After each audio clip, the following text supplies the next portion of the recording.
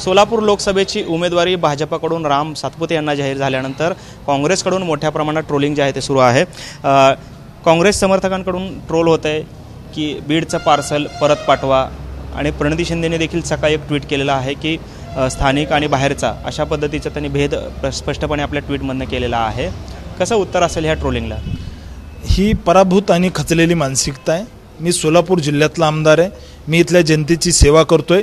माझ्या आईवडिलांनी या सोलापूर जिल्ह्यामध्ये त्या ठिकाणी दामाजी कारखाना असेल, विठ्ठल कारखाना असेल, सदाशिवनगर कारखाना असेल, या भागामध्ये ऊस तोडायचं काम केलं आहे।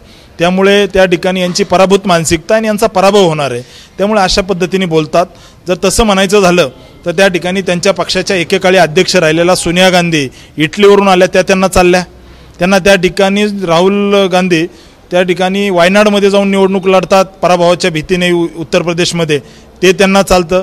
त्यामुळे निश्चित आहे की भारतीय जनता पार्टीचा विजय होताना या सगळ्या लोकांची पराभूत मानसिकता दिसते आणि मला विश्वास आहे की मोठ्या मताधिक्याने भारतीय जनता पार्टी जिंकेल आणि येत्या काळामध्ये पुन्हा एकदा त्या ठिकाणी सोलापूरमध्ये विजयाची भाजपा हॅट्रिक करेल, हा मला विश्वास आहे। आपण पाहतोय की मोठा विजय जो आहे तो सोलापूर लोकसभेमधून होईल अशी एकंदरीत प्रतिक्रिया राम सातपुते दिली आपल्याला पाहायला मिळते। कॅमेरामन विनोद हुनाबादकरसह सागर सुरवसे, TV9 मराठी, सोलापूर।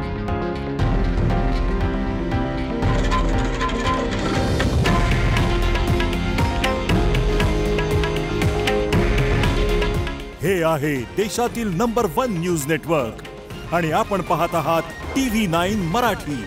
काळजी तुमची, हित महाराष्ट्राचं।